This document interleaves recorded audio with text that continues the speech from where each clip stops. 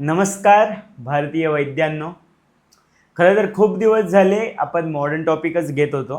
आपण मॉडर्नचेच बोन्स करत होतो, ऑस्टिओलॉजी करत होतो आपण. आता थोडीफार ऑस्टिओलॉजी कंप्लीट झाली आहे, थोडेफार बोन्स राहिलेले आहेत, ते आपण नंतर हळूहळू कवर करतच आहोत.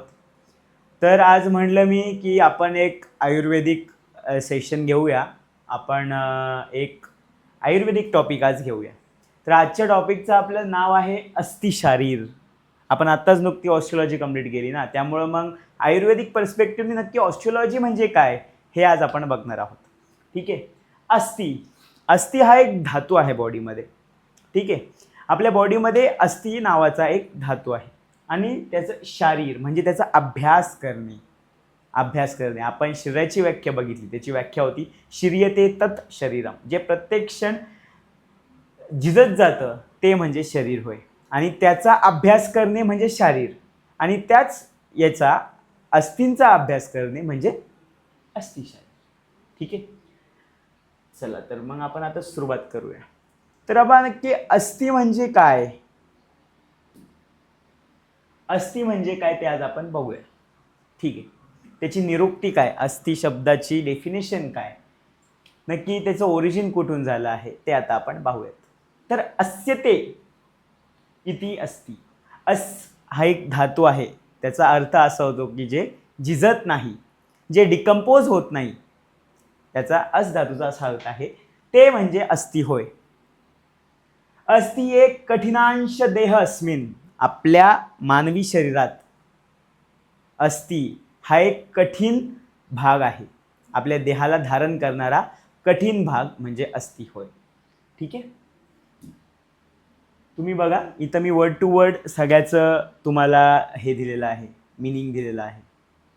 आता त्याचं इंग्लिशमधून आपण लिटरल ट्रान्सलेशन पाहूयात. That which resist decomposition and remains integrated for very long period after the death also it's called अस्थि. It constitutes the hardest structural solid component inside the living human body. Okay. आता नक्की अस्थि काय आहे बाबा ते आपण पुढे पाहणार आहोत. बघा अस्थि काय आहे.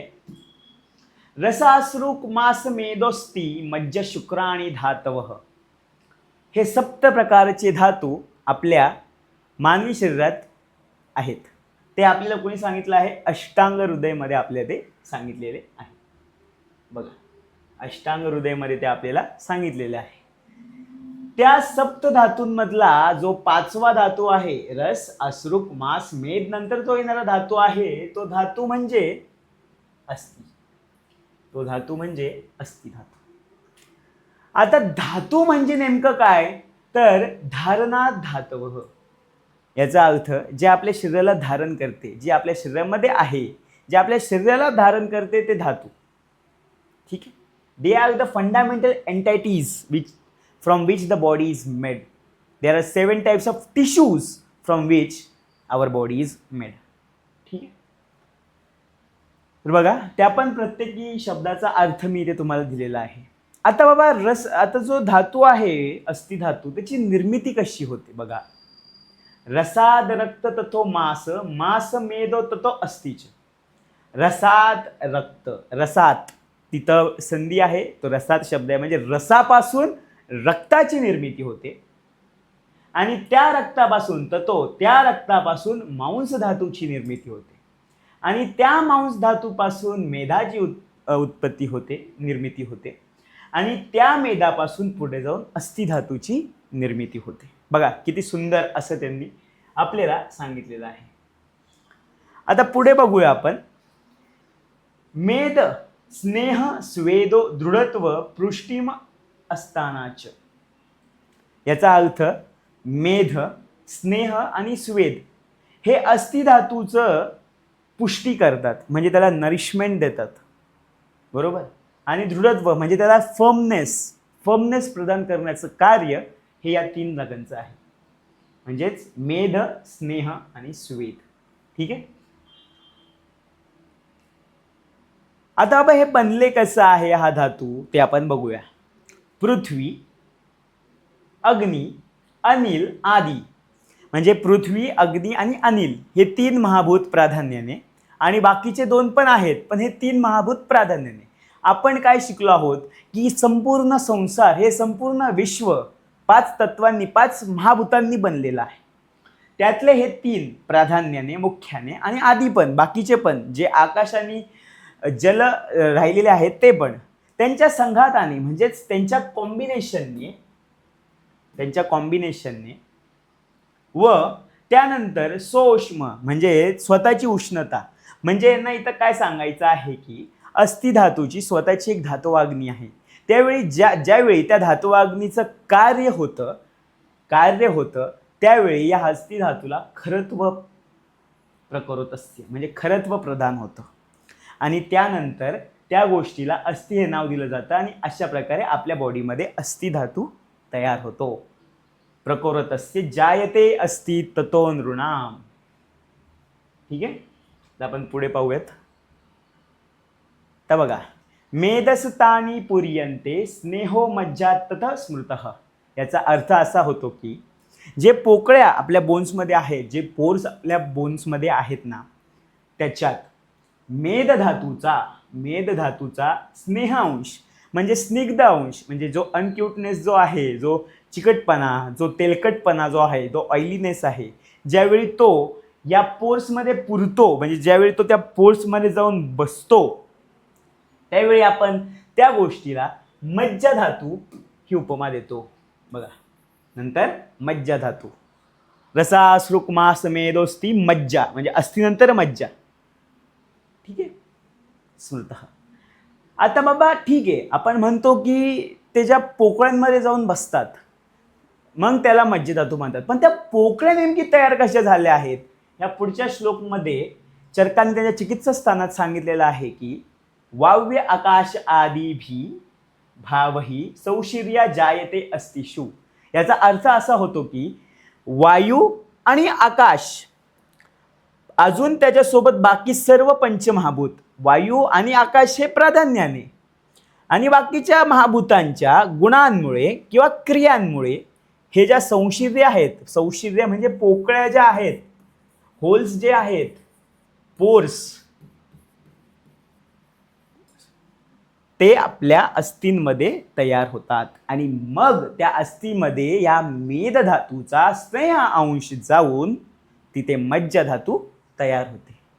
ठीक आहे, चला आता आपण पुढे पाहूया. तर आता या अस्थिचे टाइप्स, क्लासिफिकेशन ऑफ बोन्स आपण मॉडर्न मध्ये पण शिकलो आहोत. There are long bones, there are flat bones, etcetera etcetera etcetera. There are pisiform bones. Okay, but आपण आता आयुर्वेदामध्ये असं शिकणार आहोत की त्याच्या आयुर्वेदामध्ये त्यांनी सांगितले आहे 5 प्रकाराचे. ते काय आहेत? एतानी पंचविधानी भवंती म्हणजे हे जे अस्थि आहे ते 5 प्रकाराचे आहेत. तद्यथा कपाल, रुचक, तरुण, वलय, नलक, संज्ञानी. हे 5 प्रकारचे कपाल, रुचक, तरुण, वलय, नलक, संज्ञानी हे 5 प्रकाराच्या अस्थि मानवी शरीरामध्ये आहेत. हे कोणी सांगितलं आहे? सुश्रुतांनी त्यांच्या शारीरिक स्थानात सांगितलेलं आहे. आता पहिली बघा, कपाळ अस्थि. कपाळ अस्थि म्हणजे फ्लॅट बोन्स. पण त्याला फ्लॅट बोन्स म्हणू शकतो. त्याच्यामध्ये काय काय येईल? तुमच्या क्रेनियम मधले बोन्स येतील, फ्रंटल, परायटल, ऑक्सिपिटल सगळे बोन्स, राईट. मग तुमचा स्कॅप्युला येईल, तो पण एक तुमचा फ्लॅट बोन टाईपच आहे, राईट. आता इथं पेल्विस म्हणले की कारण की त्याला हिप बोन म्हणायचं आहे, कारण की जो इलियम आहे तो फ्लॅट बोन टाईपचा आहे हिप बोनमध्ये, राईट. पटेला, ठीक आहे. रुचक अस्थि. रुचक अस्थि म्हणजे काय? तर रुचक अस्थि म्हणजे त्यांनी सरळ सरळ सांगितलंय रुची, जे आपल्या जेवणाची रुची तयार करतात ते म्हणजे दात, म्हणून त्या दातांना रुचक अस्थि ही संज्ञा दिलेली आहे. आता का जेवणाची रुची दात कसे काय देतात बाबा? What is the physiology of taste? आपण माहिती आहे आपल्या टेस्ट, आपल्या रुची जे आहे ते आपल्याला आपल्या जिव्हामुळे भेटते म्हणजे जिभेमुळे भेटते. परंतु याचा अर्थ असा होतो की जर आपण याला मॉडर्न टर्म्सनी कोरिलेटेड केलं, when we eat food we masticate with the help of our teeth and after grinding to the smallest particle the taste bud present on the tongue achieves the taste, perceives the taste and sends signal to the brain. Right. ही ते आहे physiology of taste. आणि असं सांगितलेलं आहे, आपण जर chemistry बघितलं, केमिस्ट्रीमध्ये जर आपण केमिकल कायनेटिक्स जर बघितली, तर कोणती पण रिॲक्शन फास्ट केव्हा होते, ज्यावेळी त्या पार्टिकलची साईज कमी असेल. So size of the particle is inversely proportional to the reaction. त्यामुळे आपलं जेवण आपण डायरेक्ट जर गिळलं तर ते आपल्याला चव लागणार नाही, परंतु ते जर चावून चावून खाल्लं तर आपल्याला त्याची चव लागू शकते आणि लागतेच. त्यामुळे त्यांना रुचक अस्ती असे म्हटलेले आहे. आता तरुण अस्ती म्हणजे त्यांना तरुण ही संज्ञा दिलेली आहे. त्याच्यामध्ये आपण काय बघतो, कार्टिलेजेस ऑफ इयर्स, नोज आणि ट्रॅकिया. म्हणजे कार्टिलेजेस जे काही ऑल कार्टिलेजेस आहेत ते सगळे इन्क्लूड कशात झालेले आहेत, तरुण अस्तीमध्ये. आता आपण वलय अस्थी बघूया. ज्या अस्थी एक लूप बनवतात किंवा जे असे सर्कलर फॉर्ममध्ये आहेत आपल्या बॉडीमध्ये, त्यांना वलय अस्थी असे म्हटलेले आहे. आता बघा, रिप्स अशा असतात, राईट. म्हणून इंटरलॉकिंग जे काही तिथं इंटरलॉकिंग आहे ते वलय अस्थिमध्ये येतात. आणि नलका अस्थी म्हणजे आपल्या हातापायांची असते. म्हणजेच काय, ज्याच्यामध्ये होलोनेस आहे, ज्यांच्यामध्ये पोकळी तयार आहे. तुम्ही क्लॅविकल बघितलं तर क्लॅविकलच्या खाली एक ग्रूव्ह आहे, त्याच्या सगळ्या ग्रूव्ज आहेत, त्या सगळ्या येतात नलका अस्थीमध्ये. ठीक आहे.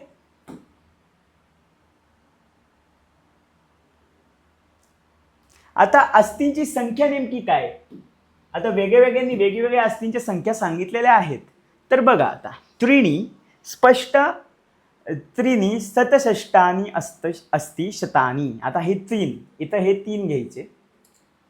सषष्टान्य म्हणजे हे 3 आणि प्लस 60 आणि शत म्हणजे हे शत इथं मल्टिप्लाय होऊन म्हणजे टोटल 360 अस्ति वेदवादिनो भाषणते. म्हणजे जे वेदांना मानणारे आहेत, जे स्कॉलर वेदांना मानणारे आहेत, म्हणजे इनडायरेक्टली यांना सांगायचं आहे की जे चरकांना मानणारे आहेत, म्हणजे जे चरकांनी सांगितलेले आहेत ते आहेत 360 अस्ति. परंतु शल्यतंत्रेषु तू त्रिनेव शतानी. शल्यतंत्र जिथे शब्द येतो तिथे आपल्याला आठवतात ते म्हणजे आपले आचार्य सुश्रुत. कारण की या संपूर्ण जगाच्या शल्यतंत्र विश्वाचे ते पितामह आहेत.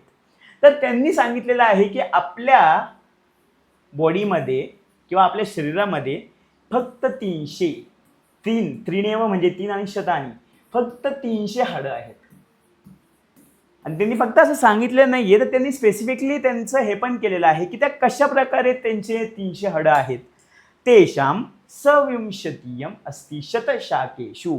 म्हणजेच 20 म्हणजे 20 आणि शत म्हणजे 100.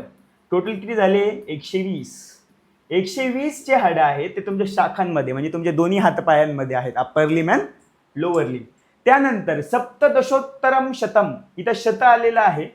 आणि सप्तदश म्हणजे काय, 17 म्हणजे 117 जी हाडं आहेत ती श्रोणी म्हणजे तुमचे कमरेचा भाग, पार्श्व म्हणजे तुमचं पाठ, पुष्ट म्हणजे तुमची ट्रंक रिजन आणि उर म्हणजे तुम्हाला छाती. या सगळ्या पार्ट्समध्ये एकूण 117 हाडं आहेत. त्यानंतर ग्रीवा आणि त्याच्या वरचं प्रतिऊर्ध्व 63 म्हणजे 63 हाडं ग्रीवाच्या वर आहेत. म्हणजे तुमचा स्कल रिजन अख्खा या 63 अस्थिंनी बनलेला आहे. बघा किती सुंदर त्या काळी सुश्रुतांनी हे सगळं लिहून ठेवलेलं आहे.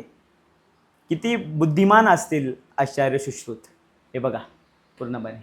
आता तुम्ही म्हणू शकता की का बाबा चरकांनी सांगितले 360, सुश्रुतांनी सांगितले 300, ही अशी मतभेद का बाबा.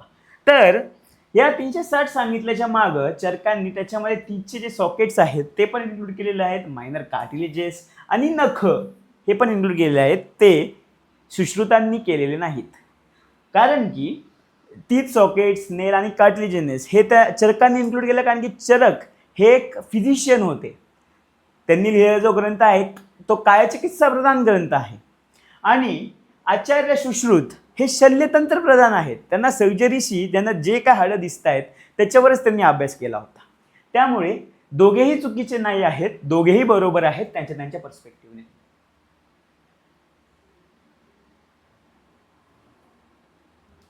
आता या अस्थिधातूचे कर्म काय बाबा. तर अस्थिनी देहधारण आणि मज्जपुष्टीचं, देहधारण मज्जपुष्टीचं म्हणजे अस्थि हे आपल्या देहाचं धारण करतात, म्हणजे आपल्या बॉडीला फर्मनेस देतात. आपण त्याच्याने as we say that skeletal system is a structural functional unit of the body.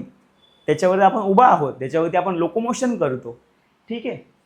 आणि मज्ज धातू जो आहे, जो आपला 6वा धातू आहे मज्ज धातू, त्याची पुष्टी करणे म्हणजेच त्याचं नरिशमेंट करणे, त्याचं पालनपोषण करणे, हे या अस्थिधातूचे कार्य आहे. आता धातूचे कार्य, त्यांची कर्म, हे सगळं आपण फिजिओलॉजीमध्ये ज्यावेळी आपण क्रियाशारीर शिकू त्यावेळी इन डिटेल हे धातू कसे बनतात, आहार रसाचं पुढे काय होतं, एका रसापासून पुढचे रस बनतात, केदार कुर्ल्यात न्याय, खले कपोत न्याय, हे जे सगळे काही आहे ते आपण क्रियाशारीरमध्ये शिकणारच आहोत. ठीक आहे.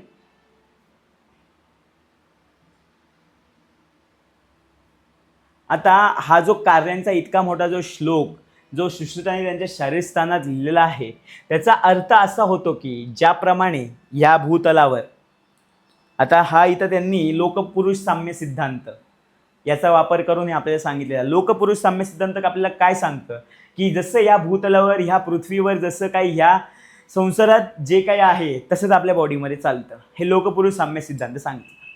त्याचप्रमाणे त्यांनी इथं सांगण्याचा प्रयत्न केलेला आहे की ज्याप्रमाणे झाडांची जी मुळं आहेत, म्हणजे जे रूट्स आहेत, जे खोलवर जाऊन डीपली ते एन्करेजमेंट करतात आणि त्यावर अखंड भोलंमोठं झाड उभं राहतं, त्याचप्रमाणे हे हाडं आपल्या बॉडीमध्ये डीपली सिच्युएटेड आहेत आणि ते आपल्याला उभं राहण्यासाठी किंवा एन्करेजमेंटसाठी ते आपल्याला मदत करतात आणि हे कधी झिजत जात नाहीत. हे आपण मेल्यानंतर पण खूप काही काळ राहतात, हे त्यांनी त्यांच्या शरीरस्थानात सांगितलेलं आहे. तर आजसाठी एवढंच. अस्थिशारीर हा खूप इंटरेस्टिंग टॉपिक आहे. याच्याशी तुम्ही मॉडर्न कोरिलेशन करा, मॉडर्नचे पण ऑस्ट्रोलॉजी शिका, कारण की आपल्याला क्लिनिकल पर्स्पेक्टिव्हसाठी दोन्ही गरजेचं आहे. तर तोपर्यंत अभ्यास करत राहा. धन्यवाद.